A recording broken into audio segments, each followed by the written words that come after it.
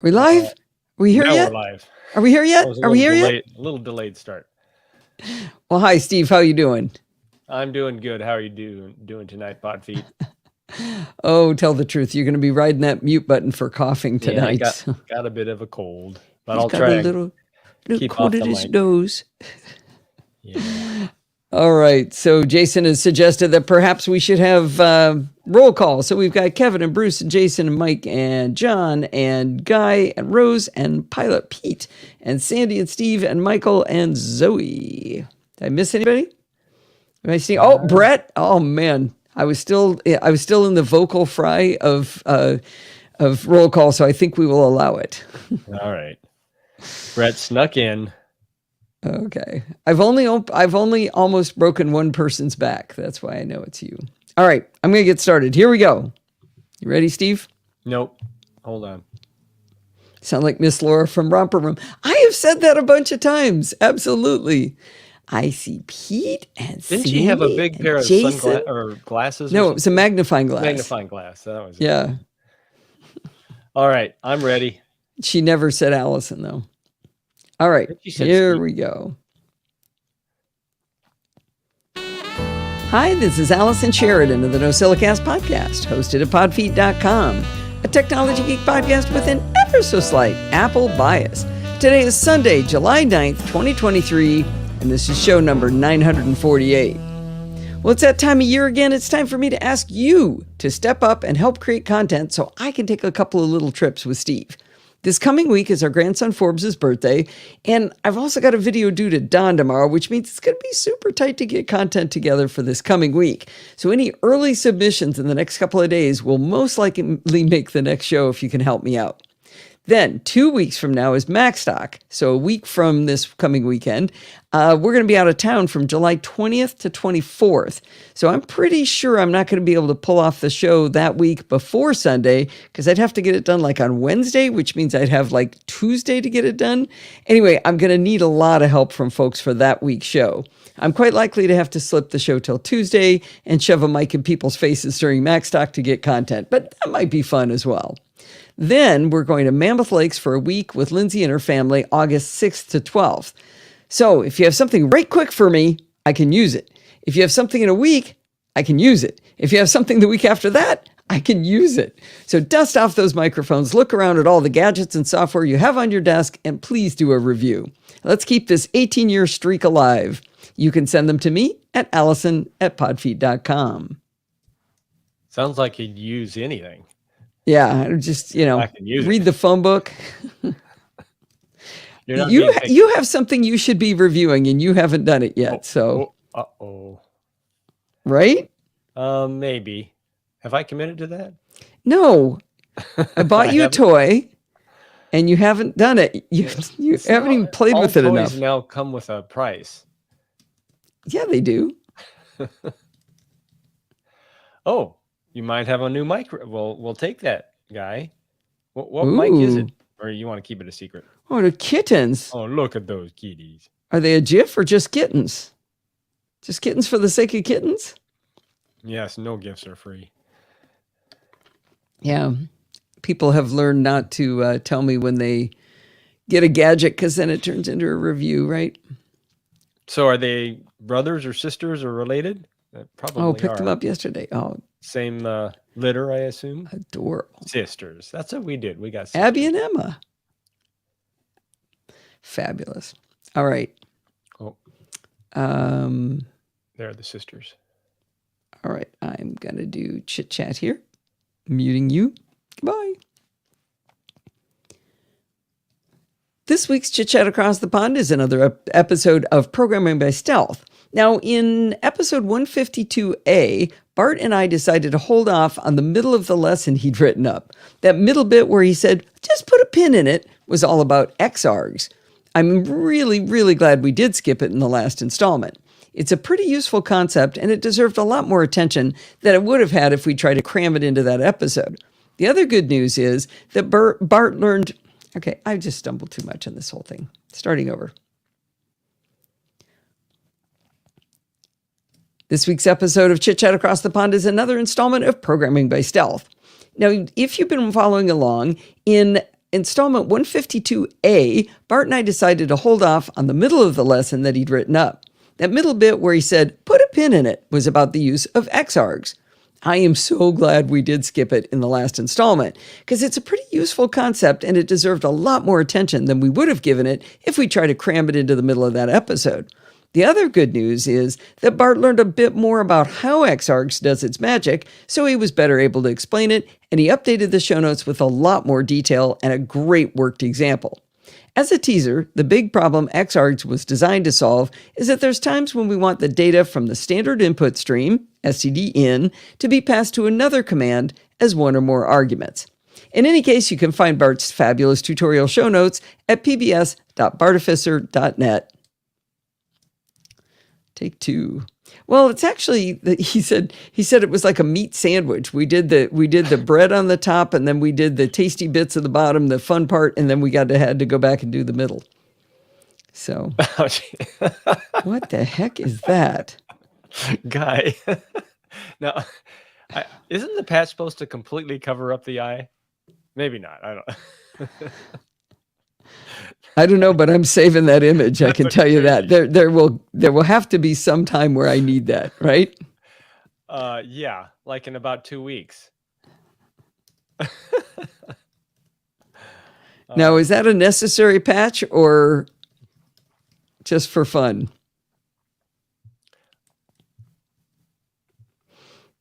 That's what we need to find out, but I don't think he'll ever tell us. All right. I wrote this next one up at the last minute. Mr. Ed will not be here, so I'm going to mock him. He said I was allowed to mock him as much as I want.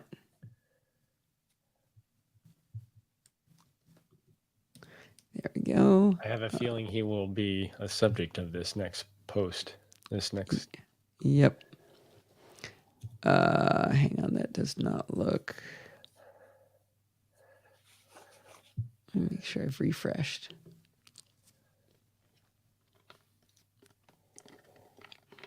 All patches are just for fun? My brother Grant might disagree with you on that one. He has one eye. All right, here we go. Wait. Did you put in? Oh, yeah, you did. I was just checking your chapter mark. Chapter mark? Yeah. Yep. Okay, here we go. Whoops. No, I don't go. Now I do go. Well, happy beta. Nope. Well, happy OS beta season to all of my Apple friends. As you may know, back in June during WWDC, Apple announced that developer betas would be available right away for macOS Sonoma, iOS 17, iPadOS 17, and watchOS 10. They also said that public betas of all the OSs would be available in July for the masses. But then they did something unusual. They did not put restrictions on who could download the developer betas. Because nobody does FOMO, fear of missing out, better than Apple people, I've seen a lot of normally self-restrained folks loading up these developer betas on their devices. If you have a spare iPhone, iPad, Mac, or Apple Watch, that's a fun and probably harmless exercise. And while public betas are still betas, they do tend to be a bit more stable than developer betas. But obviously, if you depend on your device to get work done or communicate with friends and family, you would never, ever put a developer or public beta on your primary device. You know that, but you're still tempted, aren't you? Now, I explained 2 weeks ago how to create a separate volume on your Mac with APFS, the latest file system, and explained that you can install a beta OS on that volume and not put your primary machine at risk. Kind of the best of both worlds. Sadly, those instructions came a little too late for Mr. Ed, as he'd already given in to temptation and installed macOS Sonoma Developer Beta 2 on his primary machine, a MacBook Air. Now, to be fair, he also has an iMac as a backup, so it wasn't the silliest thing to do. Now, I got a hint that he'd put the beta on his Mac when he texted me with the question, Are you on Sonoma? From there, he went on to explain that he had a tiny smidge of a problem and he was wondering if I could help. He was unable to type on his keyboard. Okay, well, technically he could type, but no text appeared. He only heard clicking sounds when he typed. He reported that the mouse worked just fine. He tried rebooting with the Shift key held down, which, had it been an Intel Mac, would have booted into safe mode, but his MacBook Air is an Apple Silicon-based Mac. Not map, Mac. I got a hint that he'd put... Okay. He reported that the mouse worked just fine.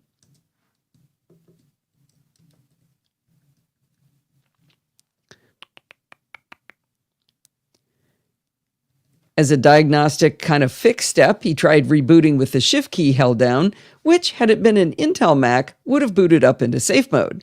But his MacBook Air is an Apple Silicon-based Mac. For future reference, to boot into safe mode if you have an Apple Silicon Mac, hold down the power button until you're shown the disk from which you can boot. Select a volume and only then hold down the Shift key and click Continue to boot into safe mode. Now, I suggested he try an external keyboard, and I'm not sure if he tried that or not. But right around the time I suggested that step, he mentioned that clicking on the Tailscale menu item didn't do anything. Now, you may remember that Tailscale is an interesting networking tool that I recommended back in November. It allows you to put all of your devices on a virtual private network while they also are still on your normal network. Tailscale runs as a menu bar item. I didn't get as far as asking whether any other menu bar items were misbehaving, but I dashed over to the Googles and I searched for macOS Sonoma keyboard problems. I was quickly rewarded with a Reddit post about the same keyboard issue on Sonoma Developer Beta 2. The poster explained that their keyboard worked in Alfred, but nowhere else. So that was curious.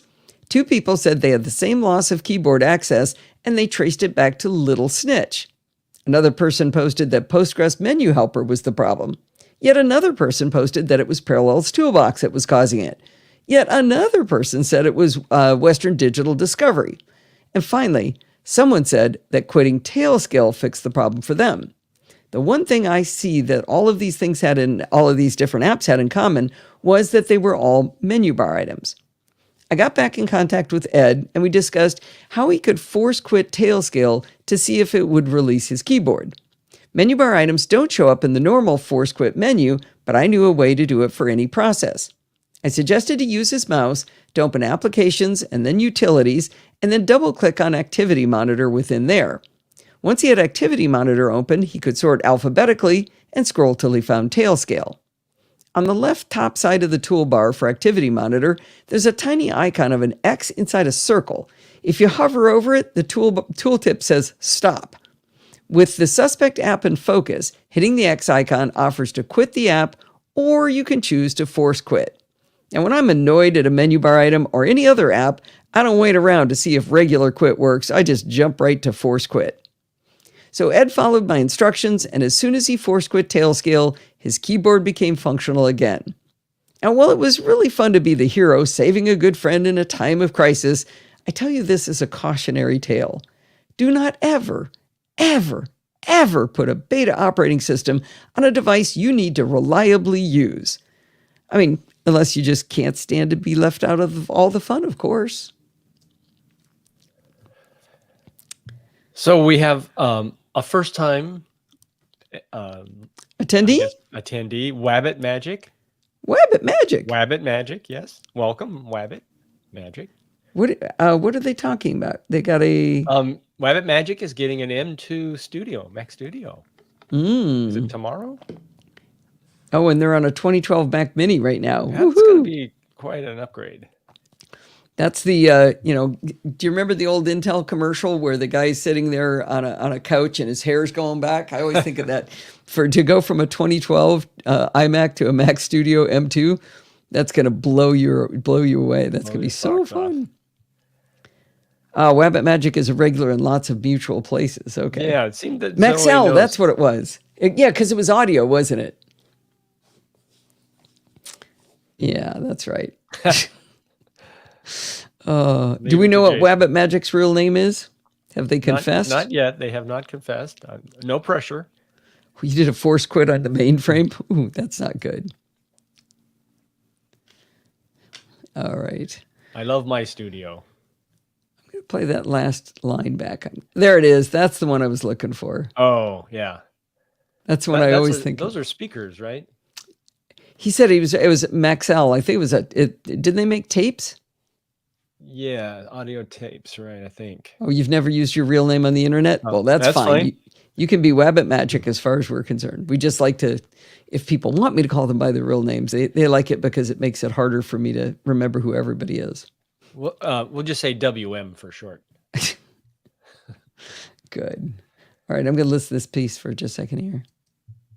I feel like I stumbled the punchline. I mean, unless you just can't stand to be left out of all the fun, of course. Yeah, I did a little bit. Re-record that last little bit. Unless, you just can't stand to be left out of all the fun, of course. You need to reliably use. Unless, you just can't stand to be left out of all the fun, of course. All right, there we go. Is anybody running the betas on their production machines? You can call me Al. That might get confusing because that's what I call pod feet. That's right. And I wonder whether Al's ever coming back. He keeps sending me messages that he's going to. Yeah, we haven't seen him in weeks. He was traveling with his mom, and then he was supposed to be back, but what's oh hells to the no?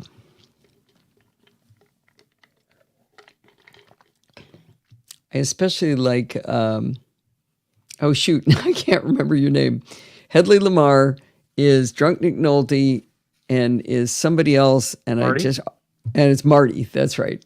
So he makes it nice and exciting. I have to remember 4 names. At any point in time, I know 2 of them. All right.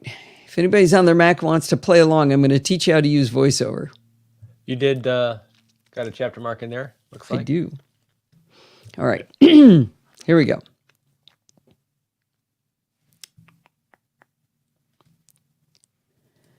I'm not blind, but ever since I was 9 years old, I've been fascinated by assistive tech for the blind. When I was 9, I read a book called Follow My Leader by James Garfield, in which a young boy named Jimmy is blinded by fireworks. I also don't like fireworks. Anyway, in the book, Jimmy learns how to deal with his loss of sight, including learning Braille.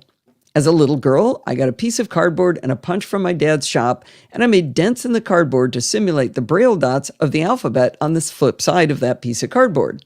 I taught myself the alphabet sitting on the floor of my bedroom. When I was in high school, my mom began to lose her vision to macular degeneration. She faced it with courage and strength and never once complained about it. Pod Mom was pretty amazing. When her vision was getting pretty bad, she had a salesman from VTech come to the house carrying a giant machine to demonstrate to her. The basic idea of the VTech device is still in use today. It has a flat area where you place a piece of paper that you want to read. Above that is a large display. At the time, it was a CRT, and it has a camera underneath that points down at the paper. The VTech had controls for zoom level, contrast, and colors.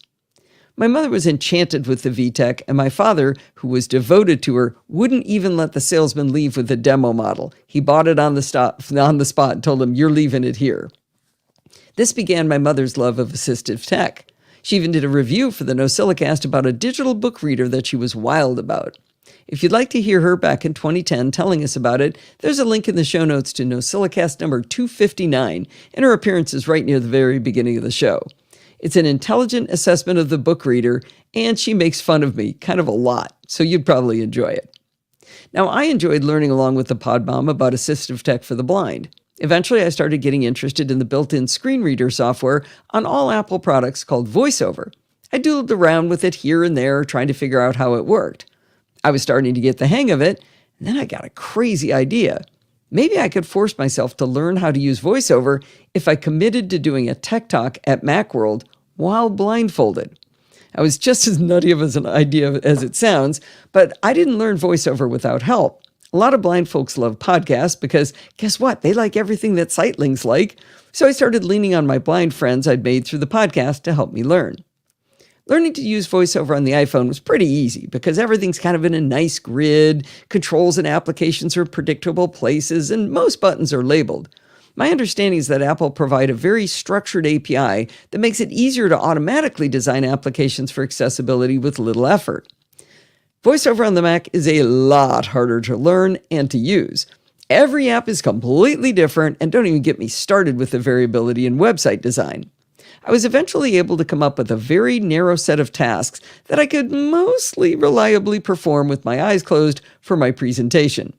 It went well, but definitely not flawlessly. There's a link in the show notes. It's kind of hard to watch, actually. Well, for me. Anyway, I'm glad that I forced myself to learn voiceover in such a sink or swim way.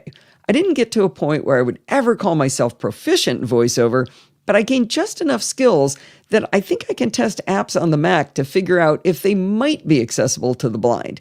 I can definitely tell if an app is totally unusable with voiceover, but I wouldn't ever be able to say an app was completely accessible. I thought it might be interesting if I taught you a few of the things I use to test apps for accessibility. Now, I'm going to repeat it again.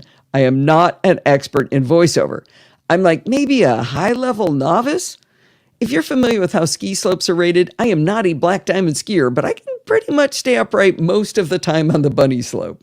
So my goal here is to help you learn how to identify navigation problems, inaccessible fields, and unlabeled elements. Now, when I first tried out VoiceOver, I couldn't understand how real VoiceOver users got anything done because it was so inefficient to wait for the voice to speak everything out. My real VoiceOver users and friends explained that they speed the voice way up. It's incredible how fast they can listen and understand VoiceOver. But for those of us just learning, it might be helpful to look at the settings for VoiceOver to get a speed and voice you're comfortable with. In Applications Utilities, there's an app called VoiceOver Utility. There's a ton of controls in here, but I'm going to focus on just a couple of them. On the General tab, you'll see keys to use for the VoiceOver modifier. Now, the modifier is the key combination you're going to be using to trigger moving around on the screen. By the way, blind folks I know refer to this key combination as the VO key. So, for example, rather than continually saying Control Option right arrow, I'll say VO right arrow, because that's the way they talk. The modifier can be set to Control Option, like I just mentioned, or Caps Lock, or both at the same time.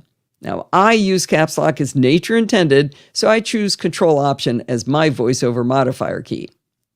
Next up in the Verbosity tab, you can change the default of how detailed VoiceOver is in its descriptions. Another way those who are accomplished VoiceOver users become efficient is to set the verbosity to low.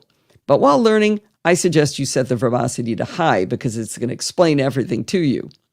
As much as I experiment with VoiceOver for evaluating the accessibility of apps, I still forget how to do things, and I appreciate VoiceOver telling me things like, "You are currently on a table. To enter this table, press Control Option Shift down arrow." I can imagine that level of explanation for a real VoiceOver user would be as annoying as heck. I mean, all they need to know is, I'm on a table. Okay, got it. That's all they need. But I need that extra reminder. Now, the last thing to look at is the Speech tab. Here you get to choose the voice and language for VoiceOver. I'm not sure if it's the default, but Samantha in American English is very clear and understandable. Next to the voice dropdown, you'll see a number. This is the rate of speech. That is, how fast VoiceOver is going to speak to you. You can set it anywhere from 1 to 100. I've got mine set at 45. Experiment with the speeds and the voice until you use something that's easy for you to understand. Now, since this is a tutorial for sightlings, here's a little tip. Whatever VoiceOver says to you will also be typed out on the screen as well in a little black box. Sometimes I mute VoiceOver and I just read the text out because it helps me concentrate better on learning how well an app is working. Now, it's interesting to poke around in the VoiceOver utility, but those are the essential things I wanted you to know. Let's move on to actually using VoiceOver. Let's try to read the VoiceOver utility itself using VoiceOver. All right, on any Mac, you can launch VoiceOver by holding down Command F5. Since it's for the blind, you'll hear an explanation of what VoiceOver does, and you get two buttons to choose from: Use VoiceOver and Turn off VoiceOver. At any time, you'll be able to turn VoiceOver off using that same keystroke, Command F5. You can choose to not have this window shown in the future, but I keep it on as an indicator to me that I've remembered the right keystroke to launch VoiceOver. I sit there going, Control F5, Shift F5, Shift 5. I can't remember, and finally I remember it's Command F5. I get the window, I know I'm in. Now, remembering how to turn VoiceOver off is crucial to you enjoying this experiment, because it can get pretty overwhelming to be hearing everything on screen being read out loud. Since I'm not actually using VoiceOver to navigate my Mac, I tend to toggle listening to it during my experiments by simply muting my mic. So I can keep it going, but I can just mute and unmute so it's not bothering me. With the VoiceOver utility in focus, you should hear VoiceOver begin telling you where you are in the application. Now, most of the app interfaces seem to be considered tables or something like a table, and knowing how to navigate around in tables will give you an indication of whether the app is well designed. You should hear, "You are currently on a table. To enter this table, press Control, Option, Shift, down arrow," the verbose example I gave earlier. That's what, again, we're still talking about the VoiceOver utility app that we were working with. So that's where we're going to hear this. Now, you won't always hear the interface referred to as a table. Audio Hijack, for example, calls its table of available elements a group. Text Expander calls its main window web content. Now, these probably mean different things, but navigating all of these things is identical to tables. Now, actual web content is often navigated in the same way. For all of these, VoiceOver will tell you to use VO Shift down arrow to interact. The VoiceOver utility will have the left column of tabs selected with a black border. The selected tab in the left column will still be highlighted in blue. Now, in this case, we don't need to go down into this column. We want to move up and down in the column and then move over to the right column in order to interact with the controls. So we'll use the normal up-down arrows until you hear the speech tab being read out. Now, to navigate to the right side pane, you use the right arrow, but you have to add the modifier keys. So VO right arrow. Focus will jump to the Voices tab. Now, VoiceOver will tell you the name of the tab. In this case, it's Voices, but it'll also tell you you're currently on a selected tab, one of two. For obvious reasons, it's useful to know how many tabs there are. Using VO right arrow will highlight the second tab, Pronunciation. But how do you select the Pronunciation tab? In VoiceOver, you use the space bar with the VO modifier keys to select a button, a tab, or a menu item. So we'll use VO space to switch to Pronunciation. Since we set verbosity to high, you don't have to remember VO space because if you give VoiceOver a minute, it'll remind you that's how to interact. Let's left arrow back to the Voices tab and VO space to select it. Let's say we want to change the voice from Samantha to another voice. Use VO right arrow repeatedly and it'll go past Pronunciation, Mute Speech, and then you'll hear Customized Language List Table. Well, we know what to do with tables. VO Shift down arrow to dive into the table. Interestingly, Apple have chosen not to read out the column labels, so VO skips ahead and says Language Default. VO right arrow will read out your default language, which in my case is English. Another VO right arrow will take us to the chosen voice, in my case, Samantha. VoiceOver now tells you that you're on a pop-up button. Just like selecting the tab earlier, we can use VO space to open a pop-up. We'll still be on the original selected voice, but we can use VO and the up-down arrows to move up and down in the list of options. If we get to an option with submenus, we can use VO right arrow to move into the submenu and continue our navigation. Once you land on an option you like, hit the spacebar to select it and pop back up into the table. Getting thirsty. Hey, Jill's here. You weren't supposed to be here. She just popped in. A That's question exciting. came up. I think it was answered, but just to make sure, forget who asked. When you said you mute VoiceOver and just read the text, you meant your mic or your speaker? The speaker. That's what I... Yeah, because VoiceOver, you're not talking to VoiceOver. VoiceOver's talking to you. So you just don't want to hear it. You just want to read it. Yeah, because it's a lot. Yeah. All right. Good. Select it and Answers pop that. back up into the table. So someone pointed out, you said Mike. Did I? Well, Oh, Michael see. says you said Mike. He would notice that. Let's see. Oh, no, what I should have said, I don't know whether I said it or not, was muting my Mac. You said you mute VoiceOver, at least in the... Since I'm not actually using VoiceOver to navigate my Mac, I toggle listening to it during my experiments by simply muting my Mac. That's what I was supposed to say. That doesn't mean I said that. Let me see. Now, these probably mean different things, but navigating... That was a ways ago.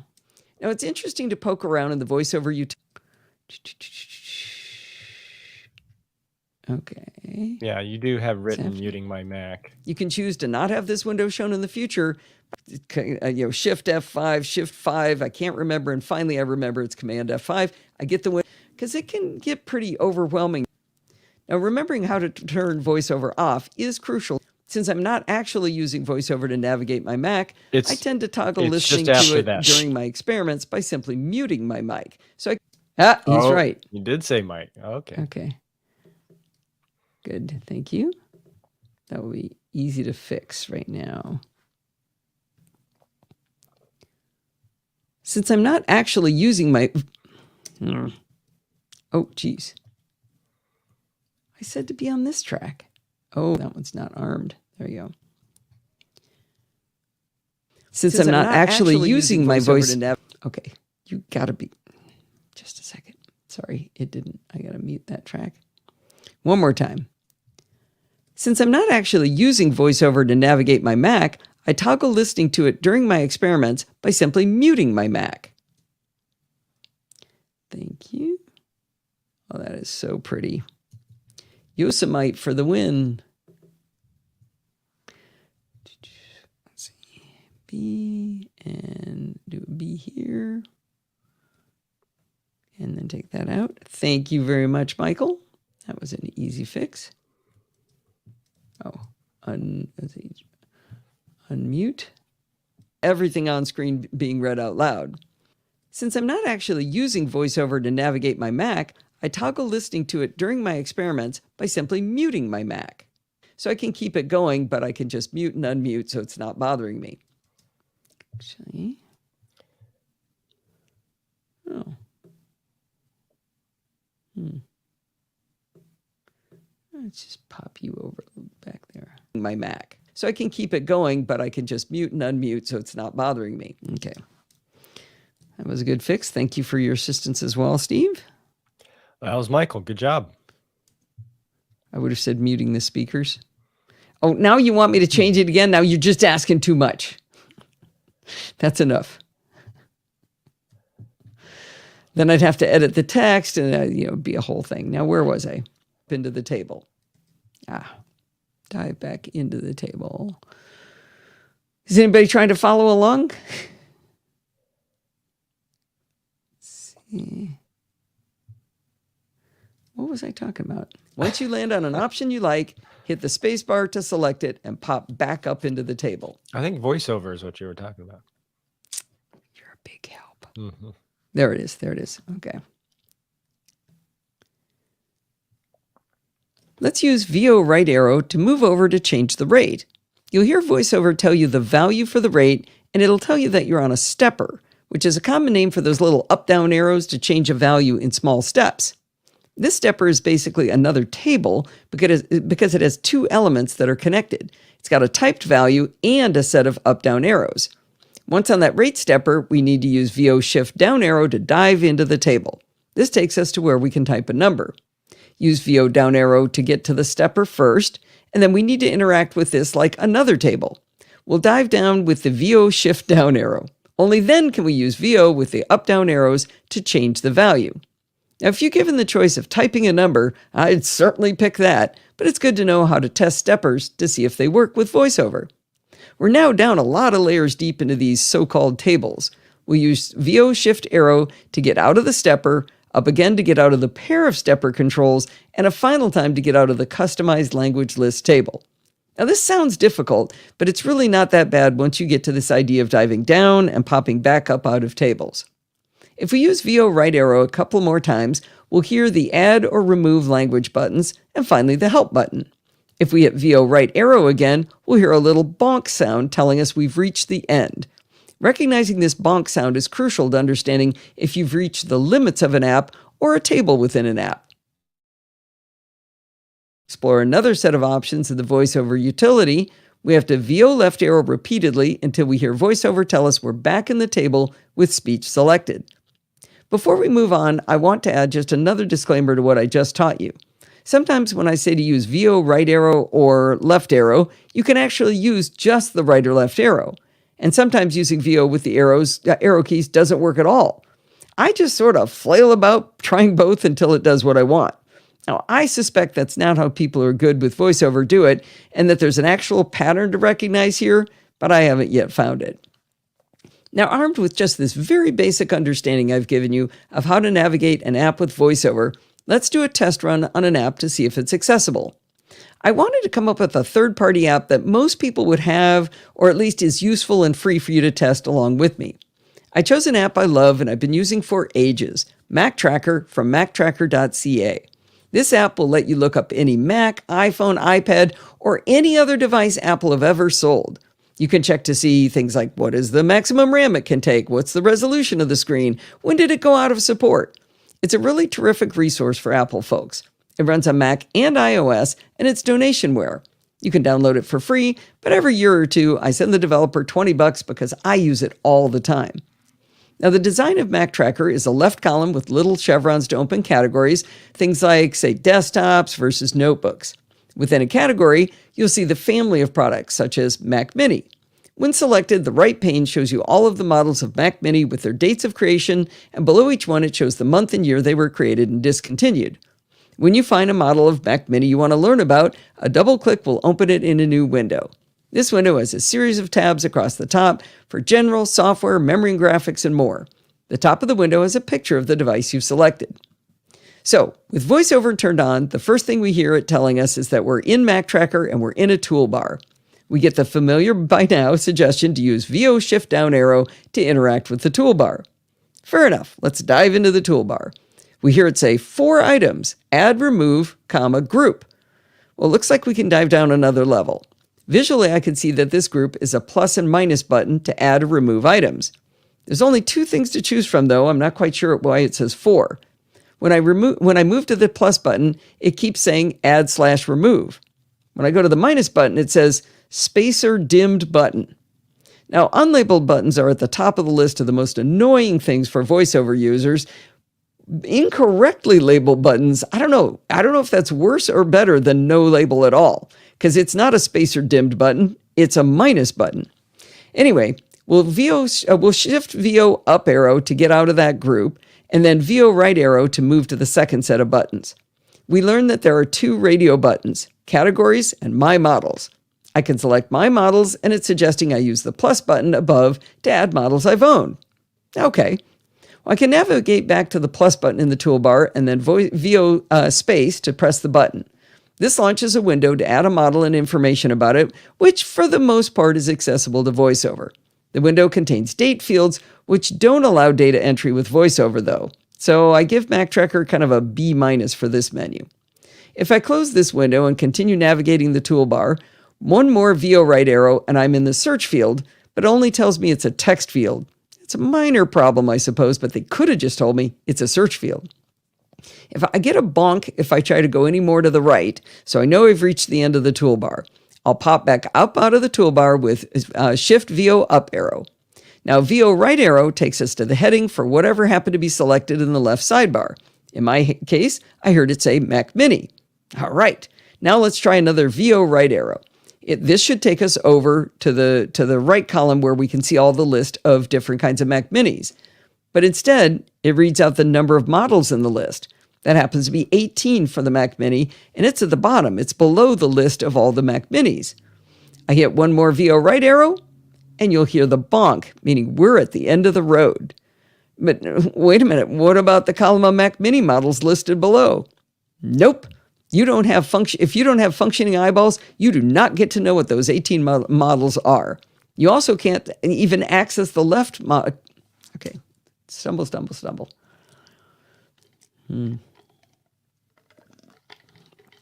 Where did I start fumbling? But wait a minute. Thank you. I think I'll save. Somebody wants me to.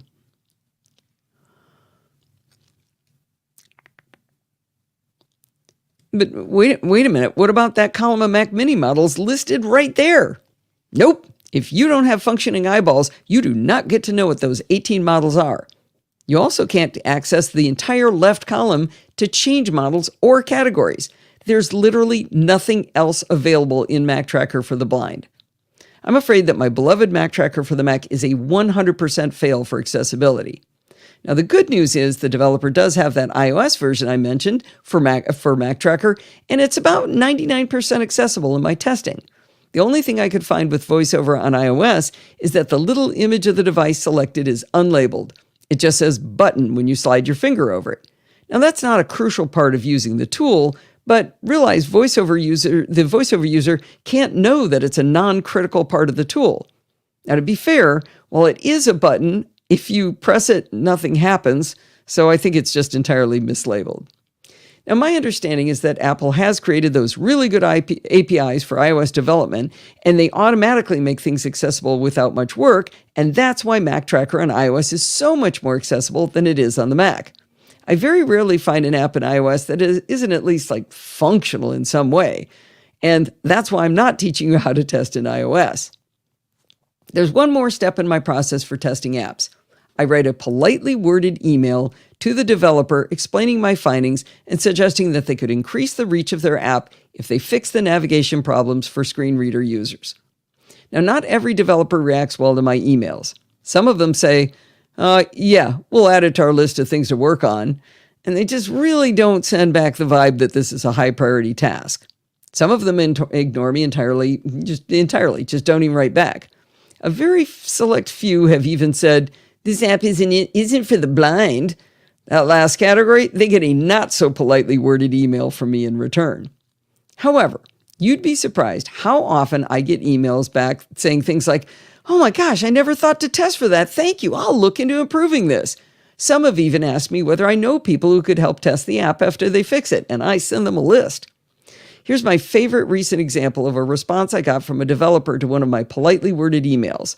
Ian Sampson develops an amazing tool called Hush, which is an app to remove background noise in audio files. Terry Austin actually reviewed it for us here. In order to add a file for Hush to process, though, you had to drag and drop the file onto the Hush window. That's not something that can be done easily or reliably if you're using a screen reader. I wrote to Ian about it on April 15th. He responded back immediately that he'd work on a better solution. On May 9th, he apologized for how long it took to fix it, but announced to me that the new version was released with alternate methods. It had been only 3.5 weeks, and he was apologizing for how long it took. Anyway, after writing up this article that you've just heard, I shot off an email to Ian of Mac Tracker, not the same Ian, and hopefully has a positive reaction to my suggestions for improvement. I did a Screencast Online video about Mac Tracker 8 years ago, so maybe he remembers me and he'll be open-minded. I hope that you enjoyed what you learned about testing the Mac apps, I should say, for VoiceOver accessibility. I enjoyed doing it, and I hope I didn't muck up the instructions too much. I suspect my blind friends will gently correct me if I did. If you'd like to test the gold standard for accessibility with VoiceOver, test any of the apps developed by Rogue Amoeba, such as Audio Hijack, Loopback, and SoundSource. They built these apps from the ground up with accessibility in mind. Audio Hijack is especially amazing because it's a very visual tool with little blocks you move around on a canvas and connect lines between them to represent the audio flow, and yet it's fully accessible to VoiceOver.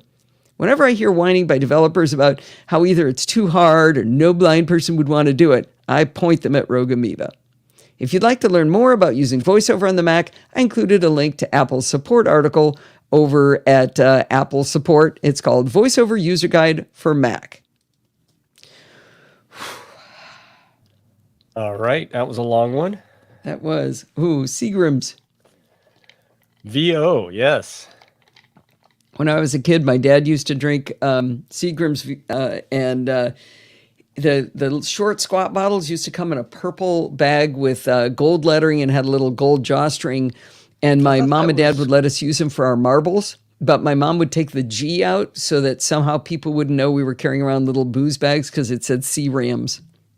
Oh, I thought that was Crown Royal. It might have been Crown Royal, but it was Seagram's was the... oh, yeah. It said C-Rams on it, but it was Crown Royal. Marty says Crown Royal as well, I think. Yeah.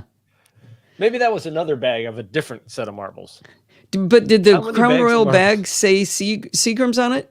Like, no. Is Crown Royal a subset of Seagram's, or did the two companies merge or something? I don't think so. I'm pretty sure that was it. Well, I can ask my brother. Brands. I got one brother left to ask.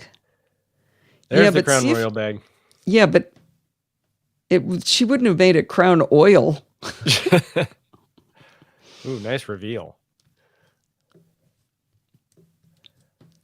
All right, somebody find the picture of it's got to be there, of Seagram's. Well, maybe it had its own bag. I think. Different bag. Yeah. All right.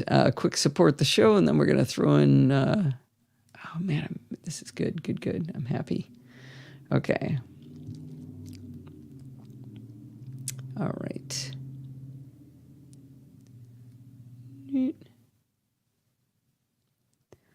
We have two heroes of the podcast this week. Max and Adam just became our newest patrons.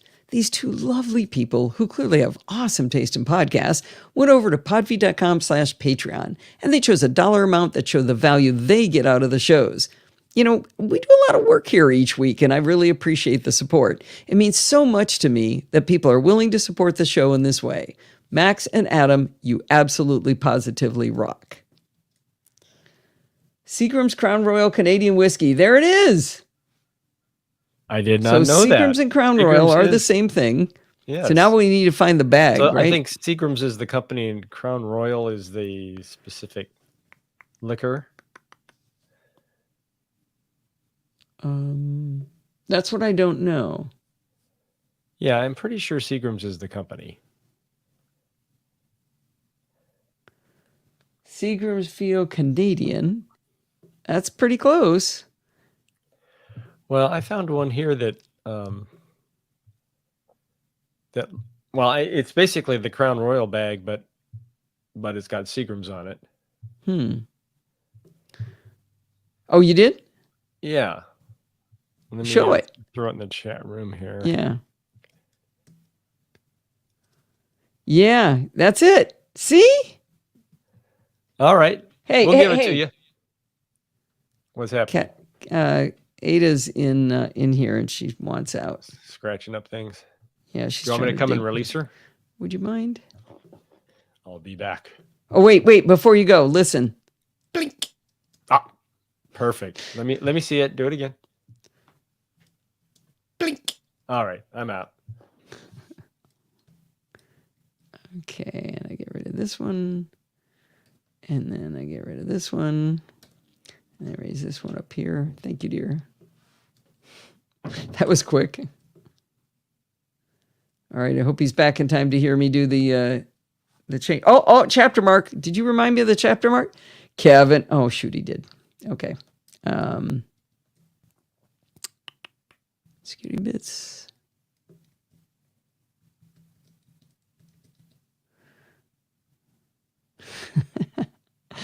I know.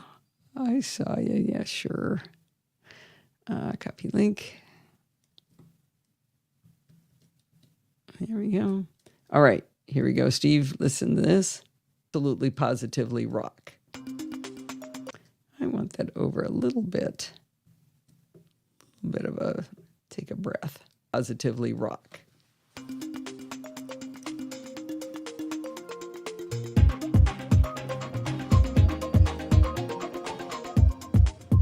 Well, it's that time of the week again. It's time for security bits. Nailed it. Not bad. Not bad. Yes, I was disappointed. I was trying to catch him at forgetting. All right. Well, you should better give me a chapter mark count now. Are we ready? Pretty close. I'm not going to do what I did last time. That was too hard. Whatever I did last time was tough. But I'm going to do the outro here. 59 minutes. That's a nice, healthy number. Here we go. Yeah, that's why Al left, because you do it too well. All right, here we go. Well, that is going to wind us up for this week. Did you know you can email me those reviews and recordings that you're going to do for me at allison@podfeet.com? You can do this anytime you like. If you have a question or a suggestion, you can also send those on over as well. You can follow me on Mastodon at podfeet at chaos.social. Now remember, everything good starts with podfeet.com. If you want to join the fun of the conversation, you can join our Slack community at podfeet.com/Slack, where you can talk to me and all of the other lovely NosillaCastaways.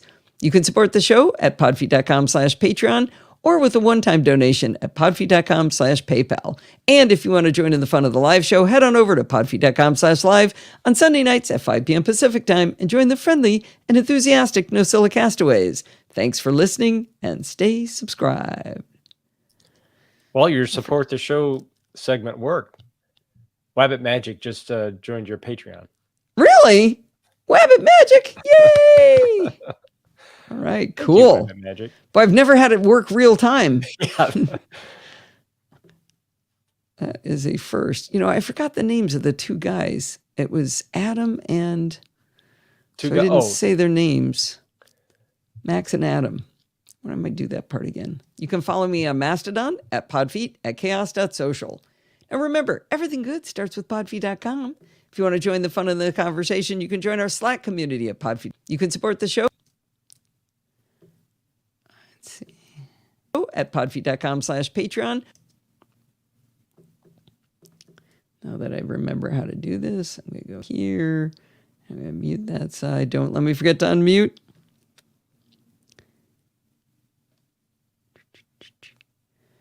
You can support the show at podfeet.com/Patreon, like Max and Adam, or with a one-time donation at podfeet.com/PayPal. I heard that boy sneeze. Did you guys hear him sneeze? Well, that mute button's working. Let's see. Unmute. PayPal. Okay, so take that piece out. B, remove that. Bring this over here. No, to there. And then take this piece and move those to there. Whoops. Sneezy McSneezy. Nobody likes a Mr. Sniffles. Can anybody name the movie? That movie. I wonder if anybody here would know that. What was the movie where one of the characters just spoke in movie phrases? Batteries not included. Batteries not included, yeah. Okay, here we go. Let me listen. Sometimes I feel that we're like that here. NosillaCastaways. You can support the show at podfeet.com/Patreon, like Max and Adam, or with a one-time donation at podfeet.com/PayPal. And if you want to join in the fun, there we go. A lot of emphasis on that and. And that and is doing a lot of work. Let's see, subscribe.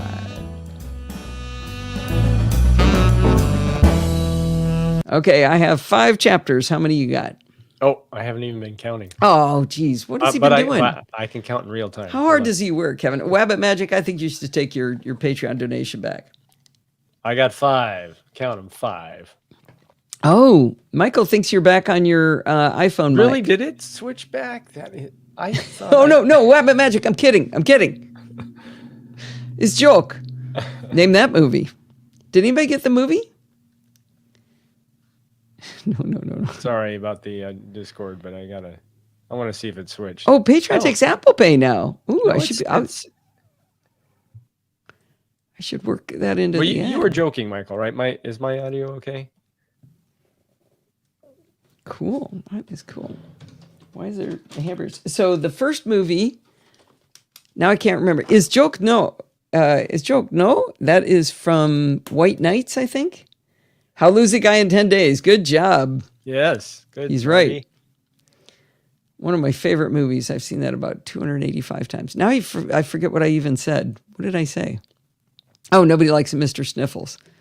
That's such a funny movie. I should watch that again. All right. I am exporting the show. It is 5:53. If anyone has anything delightful to say. Oh, it's a rom-com. It's Goldie Hawn's daughter. What's her name? With Matthew McConaughey. Matthew McConaughey. There it is. My boyfriend thinks I'm fat. Perfect. That is a scene for it. Call for clips? You mean for reviews? Yes, call for reviews. You normally start at 5 p.m. Pacific, Wabbit Magic. Yep, 5 p.m. Pacific. Thank you for joining us. Whoops. Yeah. And thank you for your Patreon participation. It takes Apple Pay. 9 a.m. Japan Standard Time. Is that what that is? Tomorrow, right? Kate Hudson, thank you. That's the name. All right. Well, I have exported the show. People are starting to say goodbye. We need to cut this off before it gets ugly. It's not ever ugly. Where'd my audio disheveled. files go? There we go. Disheveled. All right. Yeah, we will be at Lindsay's house next week, so it'll be chaotic. It'll be a big mess. The grandkids will be there. It'll be a big mess. But we will have a live show. Yeah, why not? What the heck? Forbes' birthday. You guys can wish him a happy birthday. Yeah. All right. Goodbye. Bye, everyone. Bye, Rose.